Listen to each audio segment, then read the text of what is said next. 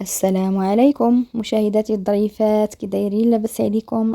نتمنى انكم تكونوا بخير وعلى خير وانتم كتشاهدوا هذا الفيديو. نبداو الفيديو ديالنا بالصلاه على نبينا، اللهم صل وسلم وبارك على نبينا محمد. نتمنى طيله مشاهده هذا الفيديو هذا كامل انتم كتشاهدوا الفيديو، انتم كتصليوا على النبي. الفكره الاولى كيف ما كتشوفوا معايا، هاد المنظمات اللي هي عمليه فيها هذاك البلاستيك اللي هو مطاطي. مطاطي يعني كيتجبد، كيتادابطا مع اي حاجه حطيتوها فيه. هكذا غادي نقصوا من هذيك الروينه اللي كتكون عندنا في الثلاجه. وكذلك الا بقات عندنا شي حاجه راها ما كتخسرش.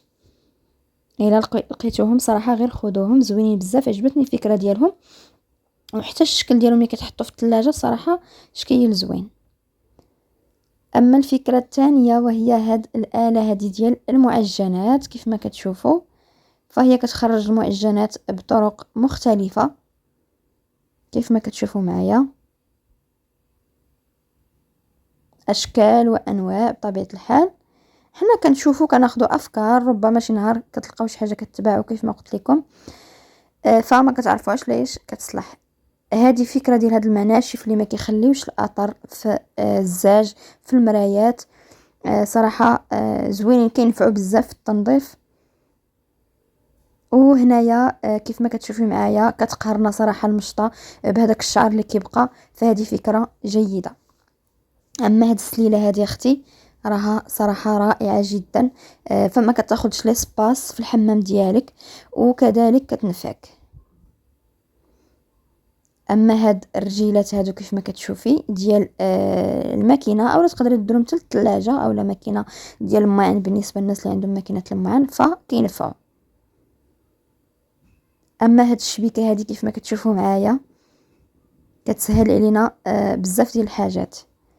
وهنايا ندوزو للطرق ديال التنظيف. كيف ما كتشوفوا الكوسانات اللي اولا الفتيات ديال الثوب فكيصعب علينا اننا ننظفوهم، فما علينا الا ناخذ مسحوق الغسيل مع الماء طايب اولا هذوك الكبسولات ديال الماكينه ديال الماعن، وكياخذوا الغطاء والفوطه كيعقدوهم وكتشوفوا النتيجه حدا عينيكم.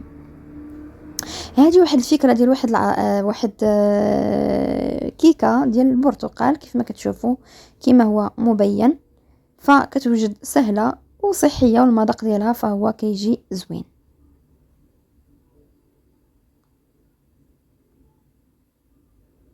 كيف ما كتشوفوا معايا هاد المنظمات هادو اولا بالاحرى كيف ما كتشوفوا غير داك الجزء العلوي فهو فيه غير بحال القفاله. الا لقيتيهم اختي غير شريهم، صراحه غادي يهنيوك من هذيك الكركبه اللي كتكون عندك في المجر. اما هنايا باش نديرو اكياس صغيره ونحتاجوهم في بزاف ديال الحاجات ففقط سكين، وكنسخنوا على البوطه وكنقطعوا بهذا الشكل كيف ما كتشوفوا. فكره جيده صراحه. اما هاد الفكره هذه صراحه ديال معطر كيجي بهذا الشكل هذا، وفيه حتى الرغوه، يعني كيطلق الرغوه كيخلي لكم لاصاص نقيه، وحتى الديكور كيبقى زوين. هاد الفرشات الا لقيتوها غير خذوها، كيف ما كتشوفوا كتجمع الخمله من الزربيه. والاسبيراتور صراحه اللي ما عندهاش وعندها الامكانيه باش تشريها صراحه غير تاخذها، راها كتهني من هذا المشكل. والى قهروك الروبينيات ديال الانوكس بهذوك القطاري وداك الترسبات اللي كيبقاو فيهم، فما عليك الا تجيبي شميعه دوزيها على داك الروبيني ودوزي واحد المسحه خفيفه كيف ما كتشوفي النتيجه هي قدامك.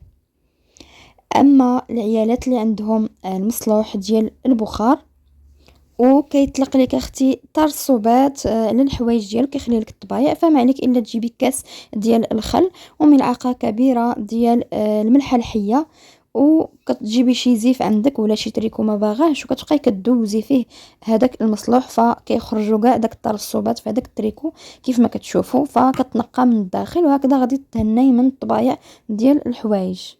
اما الا بغيتي تنقي الطواليت ديالك وتعطريها بدون مجهود فما عليك الا تجربي هذه الوصفه هذه. فكتحكي الصابون اللي يكون فيه الرائحه من الاحسن، وكذلك كتزيدي مسحوق الغسيل، وكذلك كتجيبي واحد المعطر اولا داك الملين ديال الملابس كيف ما كتشوفوا وكيتحكوا.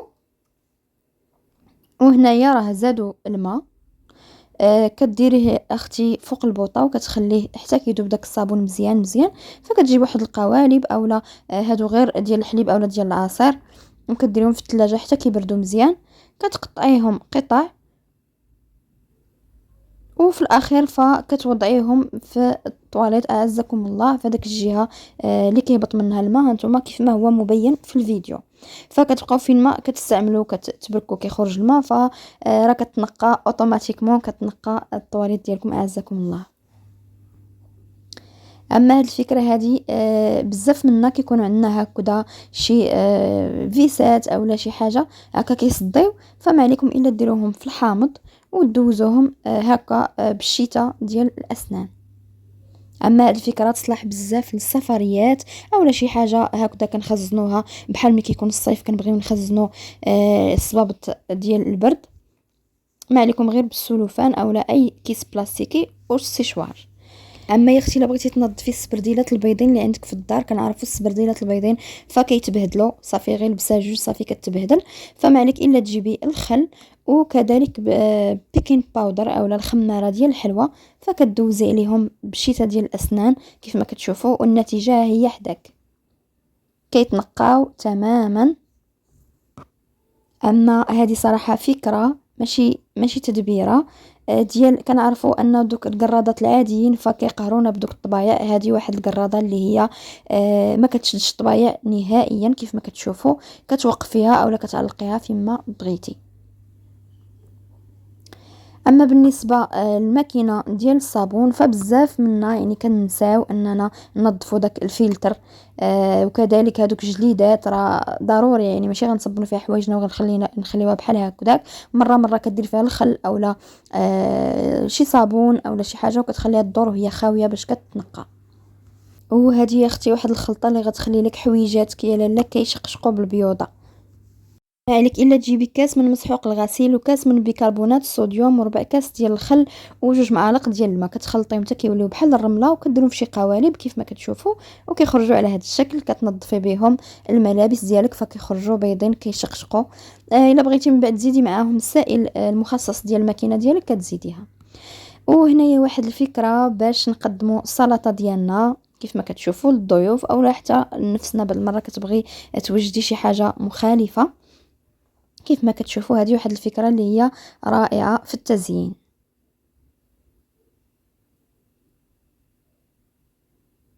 اما هنايا غادي نصايب واحد المرطب ديال الشفايف اللي يعني تقدري تشريه غالي يعني من ماركات غاليه، فغتصايبيه غير في دارك. غادي نشدو زبده الشيا اولا تقدري تعوضيها بالفازلين الا ما عندكش، وكنجيبو زيت الارغان اولا اي زيت مرطب وكذلك العكر الفاسي. واللي ما عندهاش العكر الفاسي فتجيب غير شي يعني غوجا ليفغ يعني يكون في اي لون كتفضل وتخلطوا وكتخليه حتى كيبرد فهو المرطب ديالنا واجد. اما هذه واحد الطريقه باش ننظفوا داك الاسفنجات ديال الفون دو تان فكيتنقاو بواحد الطريقه اللي هي جميله.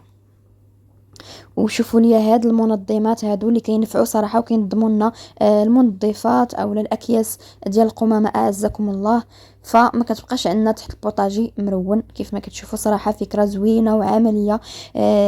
فرا اللي ما كتستعنش بهاد المنظمات كيف ما بغاو يكونوا سواء غاليين رخاص، مهم منظمات اولا شبيكات وتنظمي ليا يا لاله جميع المسائل ديالك تحت البوطاجي فكيبقى هذاك الشيء مرتب. اما لا غتقولي ما غتستعنيش المنظمات وخا يكونوا غير شبيكات رخاص فكتبقى الروينه صراحه فين ما مشيتي. اما هنايا واحد الطريقه باش نلفوا هذاك الورق اولا كلينكس، طريقه زوينه. وهذه واحد الفكره باش نزينوا الاطباق ديالنا اولا يا لاله بغيتي توجدي شي عشيوه على حقها وطريقها وديري هاد الوريضات هادو بالفجل صراحه كيجيو المنظر ديالهم رائع. نتمنى هاد لا فيديو اللي قدمت لكم يكون نال اعجابكم. ما تنساو ليش اللايكات، الله يجازيكم بخير يا مشاهداتي الظريفات لي لايك ديالكم باش هكذا نقدر نبقى نحط بصفه مستمره ان شاء الله. دمتم في رعايه الله وحفظه، والسلام عليكم ورحمه الله تعالى وبركاته.